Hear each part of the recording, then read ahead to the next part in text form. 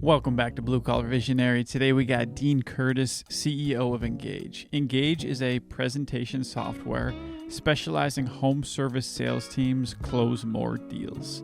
In this episode, Dean shares what a perfect presentation looks like, his framework for investing in software, and how to build trust fast with prospects.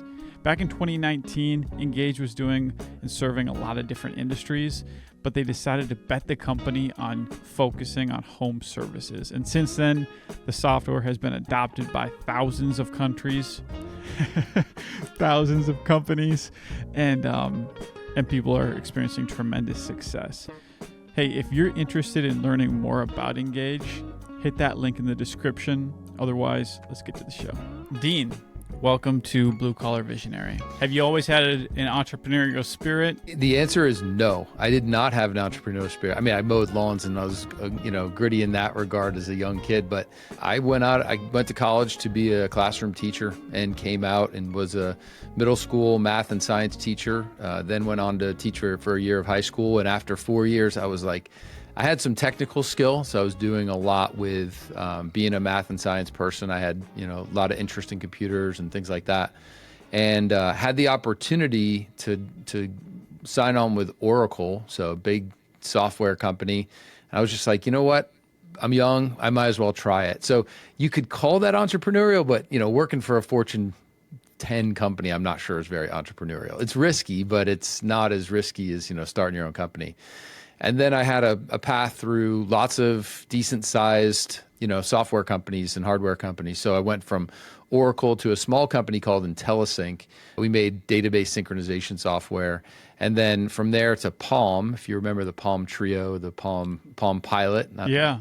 For the maybe a My little bit. dad loved that. It was groundbreaking. Yeah. And then from Palm, I went over to Apple. So it was really about, I got the key turning point in my career was getting involved with a group of mobile computing focused team at Oracle, which really piqued my interest in this whole idea of mobility and being mobile. And then all my jobs after that were really around that ecosystem of software and hardware. Was it a tough switch? It wasn't, because the skills that I built as a teacher, my job when I got into tech was as a sales consultant. So I was the nerd on the sales team, basically, nice. Right? So my job was to explain complex things to people in business, right? Because I was the technical side of things. Like, you think about an Oracle database, I had to know all the technical details about Oracle and explain that to buyers, like business buyers. So it was teaching. It was really just using those same skills. And I always say, if I can stand up in front of a classroom full of middle school kids and convince them to do math, I can pretty much sell anything. Do you think there's a time to be an ABC, always be closing type sales guy? Or I guess, what's your view on that, since you've kind of seen both sides of it? Yeah, it's a great question, because I think there's a time for holding people accountable in that process of like, are we good? Are we doing this or are we not doing this, right? Are we moving forward or are we not moving forward, right? If you ask any salesperson, the best answer is a fast no or a yes, right? So like, don't drag it out in the sales process. I think any good salesperson is going to want that. But I don't think that's why people buy anymore, right? People want to trust you. They want to know that what you are, quote unquote, selling is actually the solution to a major problem that they have. So we always look at it in terms of even our sales team here at Ingage. I don't want people to buy our software if it's not solving a problem for them. I don't want you to buy Ingage just because the other, contractor down the street has it. I want to make sure it really solves a problem for you. And I think that's the same approach that any good salesperson is going to take. Great discovery, understanding the problem, the pain point someone has, and then digging in to understand how the solution you bring to the market, windows, siding, doors, concrete, whatever it is, actually solves the pain point that they have. Then you just have to educate that person along the path to say, all right, do you understand all the things that are going to be entailed in this solution, et cetera? And as soon as they're educated and they feel comfortable, they trust you, they know you're not just out to get the check signed and the contract signed, I think that's where you build the most rapport and value, and therefore they're willing to write whatever that check is to have your services. I have a very specific question around mindset. So you go from making a salary as a teacher to more or less running your own business underneath an umbrella, whatever, there's along a certain spectrum, but for the most part, that's how sales is run. You're having a kid at the time. My wife is due in 5 weeks. It's my first kid. And so there's this mindset shift. And I've heard people talk about a thermometer and how like the thermometer of life is we kind of operate at a certain level, and the level is what we're comfortable at. So if we're not doing good, we'll start putting in the extra work to get to that level. If we start doing really well, then we start coasting, we come back to that level. How did you set that new baseline, and were there any limiting beliefs around how much money you thought was possible in making or success? Or I guess this is a big question, and I'm just like, I keep talking, but I'm gonna end it here. But how did you navigate that transition season? Yeah, it's very interesting. So one of the things, and I said earlier, like I left because I wanted to make more money. The reality is money has never been the motivator. However, it's always great to know that you can be rewarded for the work that you put in. Right? So I always wanted to be in a position that if I worked hard, that I could be rewarded, not only with financial rewards, but also with recognition. Everyone loves recognition, right? But also the opportunity to take it to the next level. So I always tried to do the next job that I wanted while I was in the job that I was where I was. Mm-hmm. And it just so happened that then I was able to move through different companies and gain more responsibility. And to me, at the end of the day, it was all about two things. The financial rewards came, but it was about influence and impact. When I felt that I was not able to have influence or impact in the role where I was, is when I looked to leave a company, right? Actually, tomorrow will mark 8 years that I've been here at Ingage. Wow. And the reason I'm still here is that I believe that I still have the opportunity to impact and influence what we're doing and more importantly, what we're doing for our customers. And financial rewards will come, but without that piece of it, to me, the financial side of it is just kind of meaningless. What did you see in Ingage? You're at these other companies. Ingage comes onto your radar. What did you see in it, and how did Ingage evolve? Yeah, so at the time, our company name is actually Scroll Motion. We do business as Ingage. So the old company was called Scroll Motion. They were building high-end digital experiences for Fortune 500 companies, very high-end for pharmaceuticals, technology companies. We actually built something for my team at Apple for us to use with our partner program. And what I saw was a platform that was absolutely amazing to provide this rich experience with content on an iPad for a specific use case, right? And sales was that use case. It was a partner enablement piece of technology, or one of the pieces that we did before was detailing for doctors detailing doctors by pharmaceutical reps. So that was one of the original uses of the old platform that we used as the basis for Ingage. And I looked at the experiences that the company was building, and it was like nothing else in the market. The problem was it took a lot of people to build those experiences. And the promise of Ingage was, can we take all of the learnings that we've done by building these Fortune 500 solutions and deliver that to everyone, to literally anyone who wants to build this really powerful interactive presentation or sales content? Could we deliver on the promise that anyone could create that? Because the old platform, it required just way too much work and a lot of really talented people, coders and designers, to make it happen. That's what enticed me, right? So from being the former nerd on the sales team, right? I was like, that's really cool tech. Maybe that's something that could really have traction and have a big market. The other thing was very personal. I was traveling a ton. I was on the road. I was away from my family. I had 4 children at the time. It was just a ton of travel and a ton of time away. And rather than, I lived in Philadelphia and I worked in California, rather than getting on a plane 40 plus weeks a year, I traded it for a train to New York, and it was a much better quality of life than having to do all the travel that I was doing before. Never a negative thing about my time at Apple. Actually, I feel it set me up in so many great ways. It was that life change of really having something that was a little closer to home so I could have a little bit more of the balance with my family time. What was this decision around going all in on home services? Or what were you facing? What was the pressure at the time? So the pressure was, how could we move? So the original idea was, could we move all of our legacy customers over to the new platform? The reality was they were in very regulated industries. There was a lot of work that we would have to do, way too expensive to move them over. So the decision we made was to actually sell those customers and the legacy technology to one of our partners. And instead of moving them over, we decided to go all in on different markets. We started examining different markets. We looked at real estate. We looked at the beauty market. So like the door-to-door beauty salespeople, like the Mary Kays of the world, that kind of world, kind of the multi-level marketing approach of, do they need great content to be great sellers? And it just so happened that a company came to our website and requested a demo because we were doing some SEO work at the time, and we came up as PowerPoint alternative for this person in their Google search. That company was NewPro out of Boston, and they took a demo with our sales team. We showed them what we had. At the time, we only had an iPad app. You had to build everything on the iPad. But we had the promise of this beautiful experience, which we replicated from all these big legacy enterprise customers, and they really liked that experience. So they fell in love with the experience that we offered on the iPad for their sales reps. And from there, we continued to add features like the controls and the IT side of things, the analytics on the back end, all of that. And at that point, they introduced us to a handful of their friends.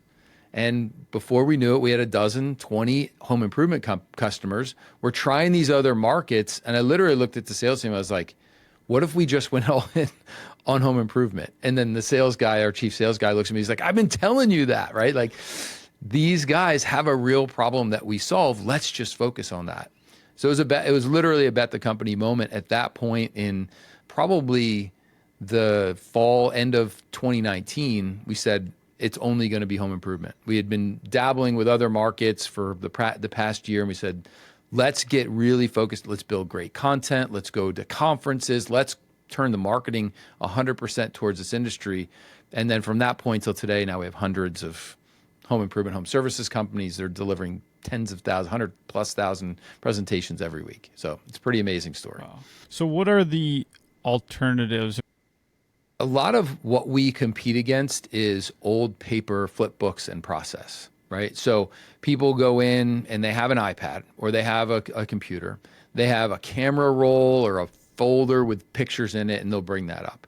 Or they'll have a paper flip book that they've used for years, a 3-ring binder that's, fallen apart. Sometimes they'll have a legacy PowerPoint or something like that. The difference is that's a very static thing. You have to go from page 1 to 2 to 3 to 4. There's no dynamic navigation. If there's video in it, a lot of times it takes a long time to load. They're never quite sure if they have the right version. So we'll compete against some technology solutions like that. Maybe an old PDF, very static. But that's pretty much it, right? So I always joke, we compete against complacency and old paper tech, right? A lot of contractors are still using that, and we'll typically displace those types of things and help them build a really professional, interactive experience for their sales team.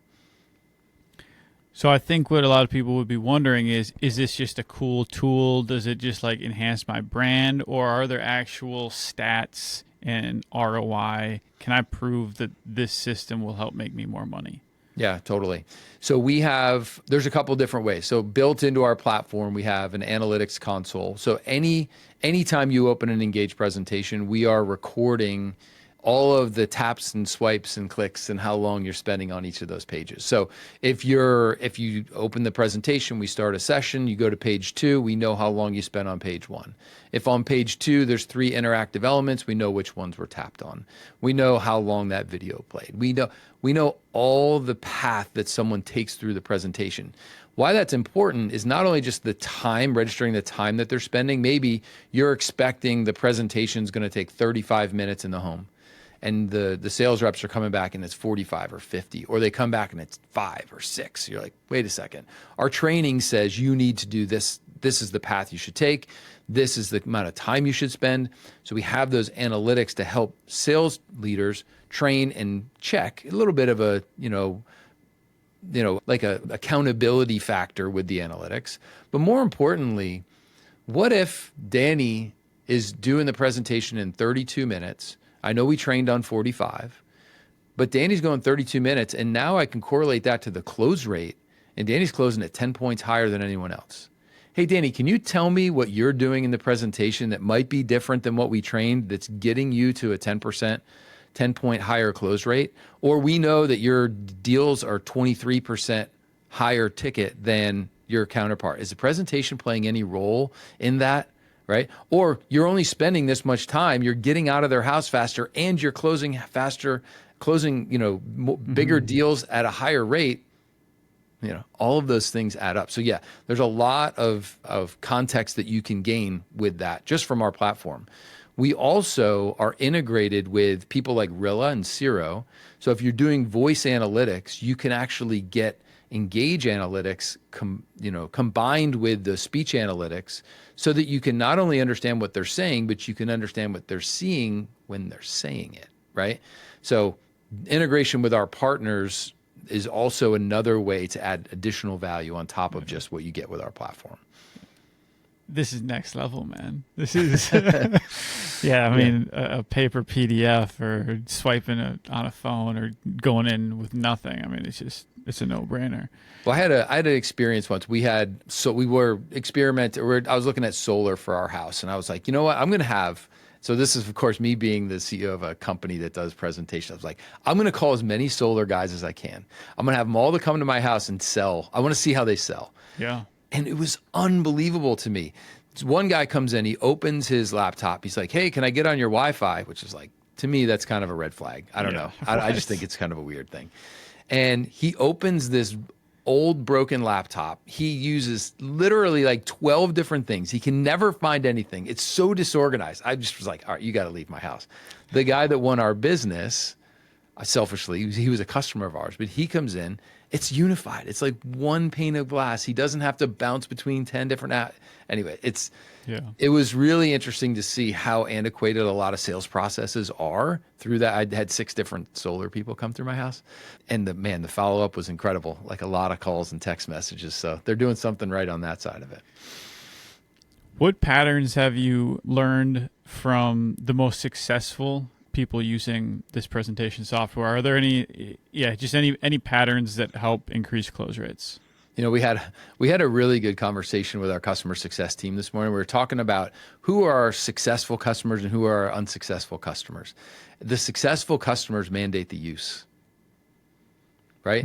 They actually mandate, hey, we are 20 sales reps. Everyone's going to use it. Here's the expectation around using it.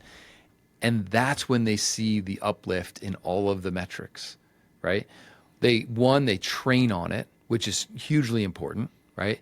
I always say, I can't expect you to do something for me if I haven't trained you on what those expectations are, right? So they train on it. They hold people accountable to the fact that they're actually using it, and they mandate the use of it. You can't get good at anything. I can't get good at lifting weights if I don't go to the gym and lift weights, right? So it's that mandating of the use of technology, and whether it's our technology or another piece, doesn't matter, right? All of our customers are investing in, configuration tools, pricing tools, speech analytics tools, CRMs. If you don't expect people to use a CRM, you're going to have bad CRM data. It's the same thing with any piece of technology. And I think that mandating it is probably the number one thing that we see. Customers who are successful mandate it, and at the same time, train them what that mandate actually means. When I say mandate, well, what does that mean? That means, every customer's home you go to, you're going to open the presentation, you're going to deliver it this way. And now we can have a really consistent way that we know everyone in the home is presenting. It's a great way to hold people accountable. When you invest in tools, do you run through a certain decision tree? And is there a framework that you use? We do. It's interesting. I actually just made a post on LinkedIn about this a couple of weeks ago, where we just sunset a piece of software that we thought was going to be like the best thing for one of our teams, and it cost us like 20 grand last year, and we didn't end up being successful with the implementation. The number one reason is we didn't have an owner of it internally. It was owned by committee, which didn't work. Right. So the number one thing is you have to identify what the problem is you're going to solve. That's number one. What problem does this solve in our current business? Because if it doesn't solve a problem, no one's going to have the urgency to actually do the work that it takes to implement it. Number two, the people who are going to use it, how are they bought into the process of evaluating it and then in the implementation of it? Because if you're not involving your users, it's problematic from the start. We see that with our software where we've had some people, they build this great presentation and then they spring it on the sales team and they're like, this doesn't solve my need. Involving the users from the beginning of evaluation of the platform and then identifying ROI metrics on that piece of software, right? If this is going to solve a particular problem for me, what are the ROI metrics? And sometimes they're not dollar metrics. A lot of times they are. But how can I return and get a return on my investment of investing the dollars in the software, but also the time it takes to implement it? And then the last thing is the training plan to make sure it gets adopted, right? There's in the software world, there's two things that we always think about. Activation, which is first value in the software, but then also the adoption. So you might get first value out of a piece of software you buy, but you're not really adopting it until certain thresholds are met on consistent use of that software. And what we find is, even in our own evaluation of software, we have to make sure we set those metrics so that we can say, yes, we're getting an ROI or no, we're not. One of our key values that we have is it's a key characteristic of value, and it's not value like we have values. Yes, you better have values if you're going to work for Ingage. It's, are we measuring the return on investment of everything we do? And software is just one of those things. What are the components of a great presentation? What are the ingredients? One is brand, right? When you look at some of our best presentations that are out there, it's true to the brand of the company.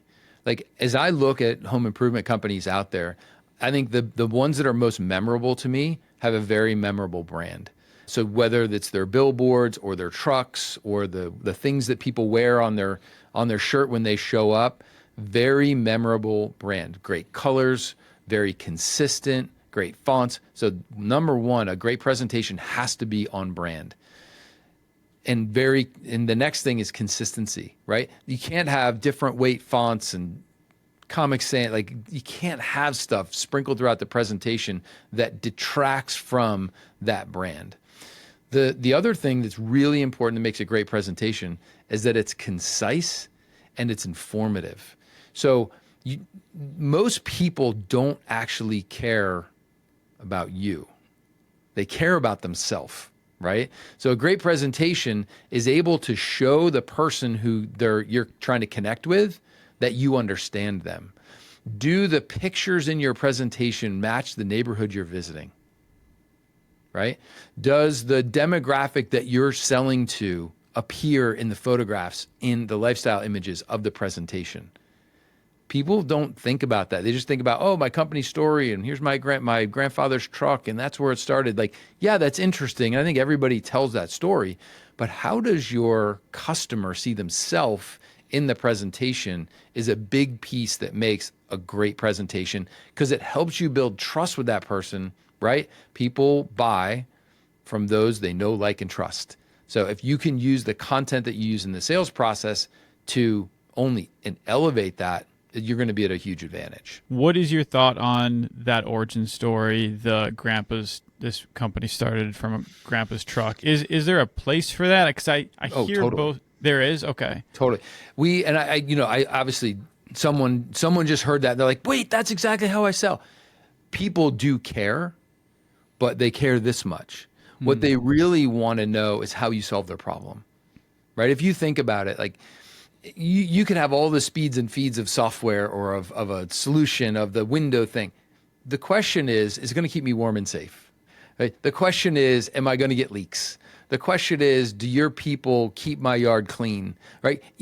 A lot of the things that people want in the sales process, especially around home improvement projects, is their needs, not yours. So yes, there's totally a place to build credibility in how long you've been in business and how you do business and what your installation process is like. You need to talk because everyone else who's walking in is doing the same thing. So you need to do that in a very concise, interactive way so that they understand and trust you, so that when you tell them about how you install a roof or how you lay down concrete or whatever it is, they're going to have that trust in you already. So now they're going to trust that the way you're educating them throughout the rest of the sales process is extremely well received.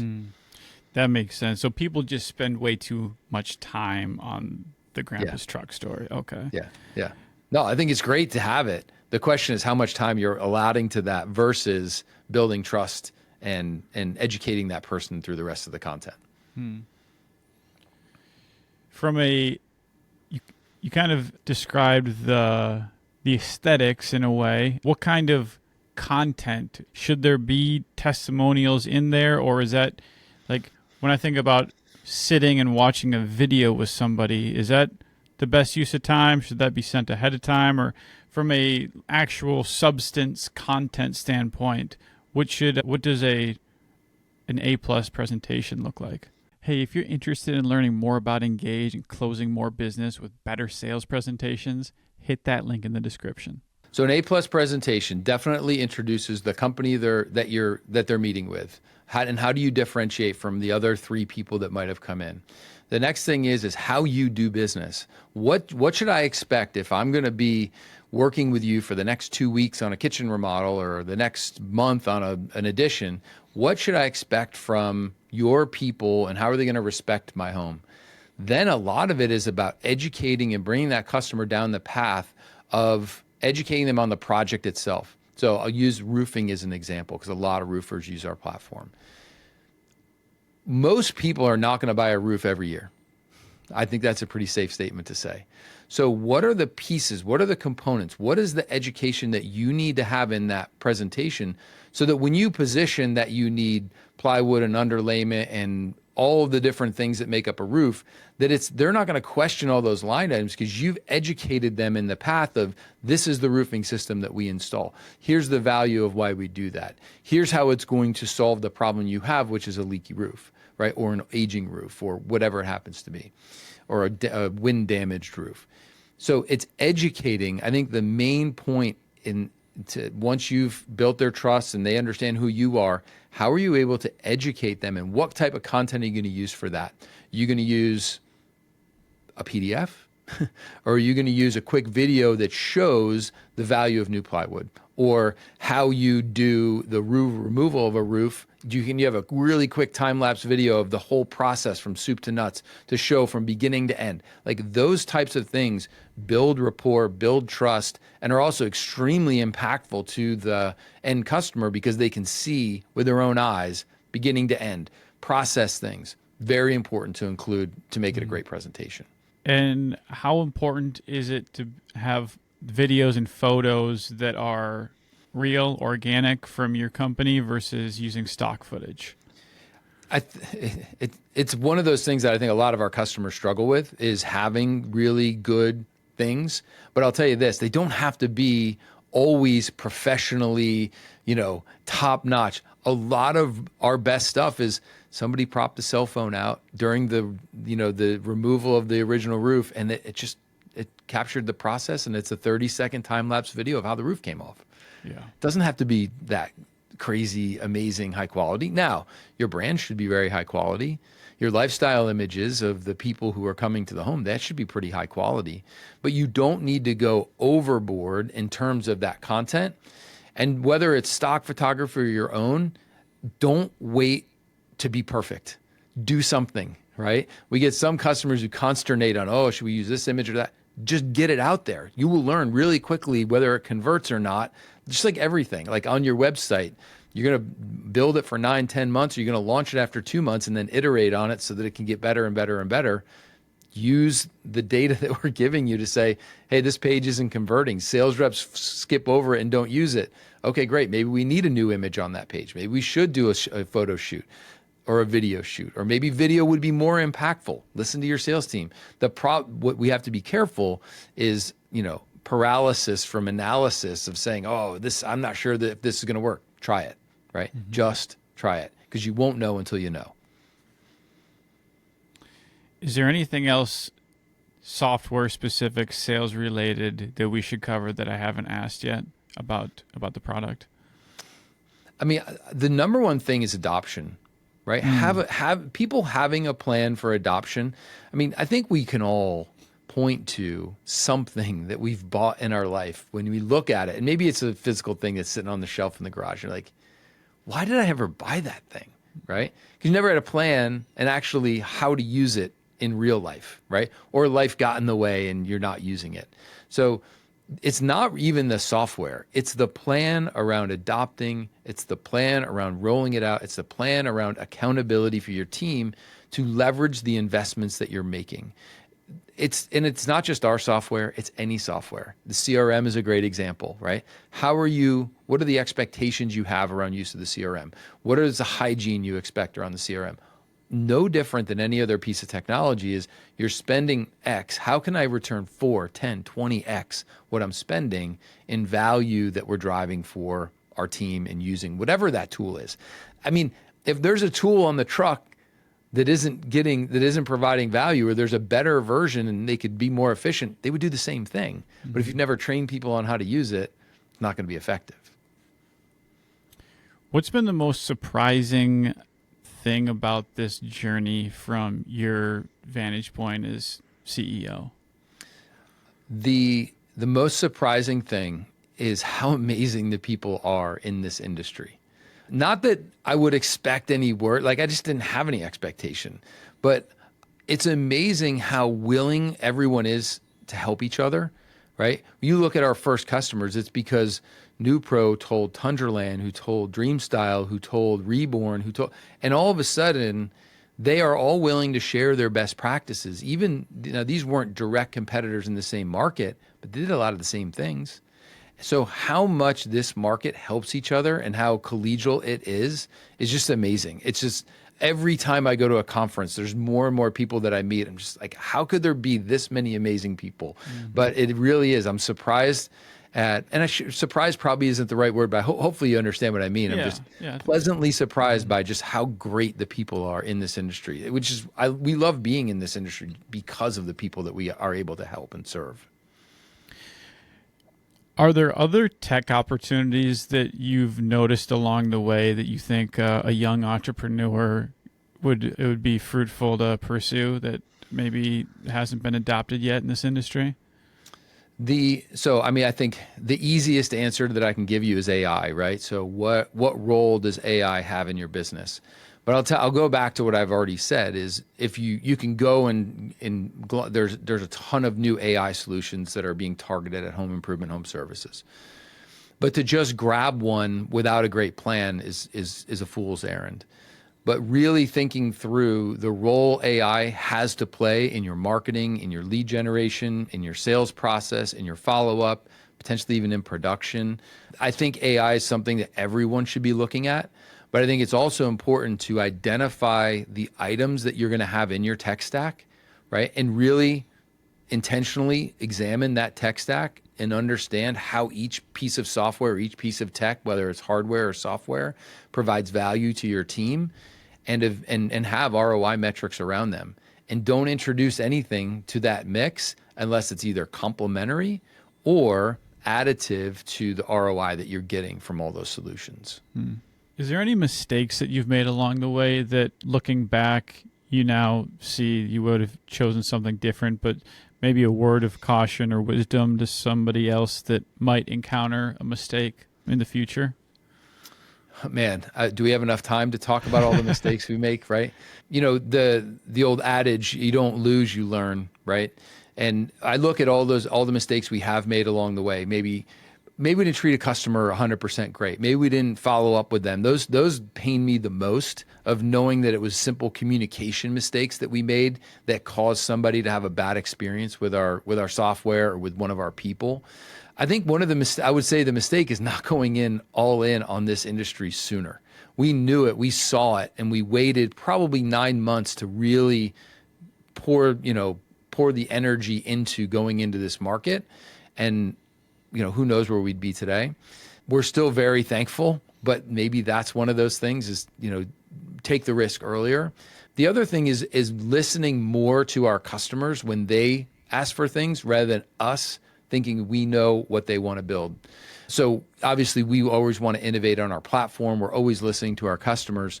I think if there's, and it's maybe not a mistake, but something I want to over-index on, is even more of that interaction with our customers to understand how we can better deliver on the value that we're providing.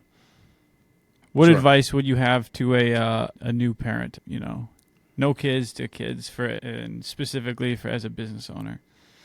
Yeah. So I had a big realization recently in my own life. So I have 4 children. One's out of college, one's in college, 2 are in high school. So we're later in our parenting journey. And I realized that as a leader in a business, I have very regularly scheduled time that I meet with my team. And I didn't have that same thing with my own family. So what we did and what we do in our business is we preload our year. And we look at when we're going to have our team offsites, when we're going to have our leadership meetings, when we're going to do our planning and all that. And I had this realization, I don't do that with my own family. So I put a stake in the ground this year when everyone was together for the holidays, and we did that. And we planned out the times when we're going to meet and we're going to be together and when we're going to get on Zoom and we're going to have and share life. So my advice to a new parent is cherish every minute, because as the kids get older, those minutes become less and less. The days become hours and the hours become minutes that you actually get to spend with your kids. And the realization far too late for me, and it's all good. Like, we're very excited about the 28 days that we've already planned that we're going to spend together this year, now that we did that exercise. But be intentional about the time you are spending with your kids, because as a business owner, the business is going to take as much as you're willing to give. So you need to make sure there's that balance. The work-life balance is a complete myth, but you have to be intentional about the time that you're carving out to be dad, because you don't get those times back. Yeah, that's good.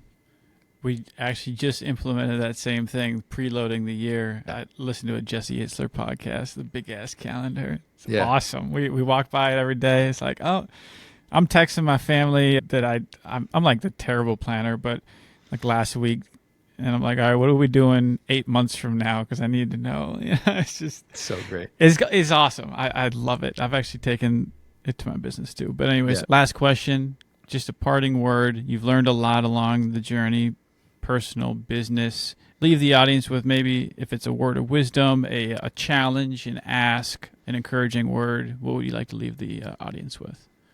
Yeah, I mean, one of my mentors said this recently, and I truly believe it. I think as business owners, as business leaders, a lot of times we think we have to do everything, right? We're the technician, we're the manager, we're the entrepreneur, we're the visionary in the business. But the reality is, my job as a leader is to build the people, and the people build the business. So as soon as you have more than one person here, my job as the ultimate leader of the company is to build the people so that they actually have ownership and they are running and doing all of the things that make the business run. My job is to set them up for success and ensure that I'm giving them every opportunity to do their best work while they're here, because the reality is they're probably all going to have another job after this. So my goal is to make this the one that they talk about when they go somewhere else. Love it. Yeah. Dean, thank you for coming on the show. Danny, I appreciate you having me, man.